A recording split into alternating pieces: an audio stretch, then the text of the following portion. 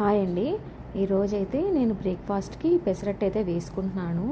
అయితే పెసరట్టుకి ఫస్ట్ ఇలా కొద్దిగా ఆయిల్ పూసుకుంటే కొద్దిగా స్మూత్గా వస్తుంది. అండ్ ఈ పెసరట్టు కూడా కొద్దిగా థిక్ కన్సిస్టెన్సీలో ఉంటే మనకి దోశలు అనేవి బాగా వస్తాయండి. మీలో చాలామందికి తెలిసే ఉంటుంది. ఇలా కొద్దిగా చిన్నగా వేసుకున్నా కూడా బాగుంటాయి. నా దగ్గర ఇంకొక పెద్ద పెన్నం ఉంది, దాని మీద అయితే సరిగా రావట్లేదు, అందుకే దీని మీద అయితే వేసుకుంటున్నాను.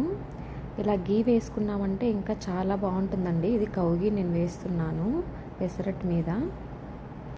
నేనైతే మీడియం ఫ్లేమ్లోనే పెట్టుకున్నానండి. హై ఫ్లేమ్లో పెట్టుకుంటే అంతా మాడిపోతుంది. సో ఇప్పుడైతే కొద్దిగా కాలింది దోశ.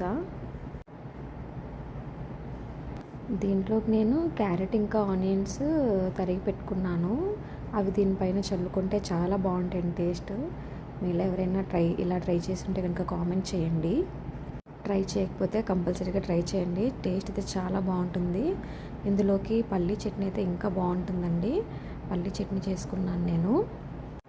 ఇలా ఎర్లీ మార్నింగ్ బ్రేక్ఫాస్ట్కి పెసరట్టు తింటే మనకు ఆఫ్టర్నూన్ వరకు చాలా ఫిల్లింగ్గా ఉంటుంది. అండ్ చాలా ప్రోటీన్స్ కూడా వెళ్తాయి మనకి. హెల్త్కి చాలా మంచిదన్నమాట.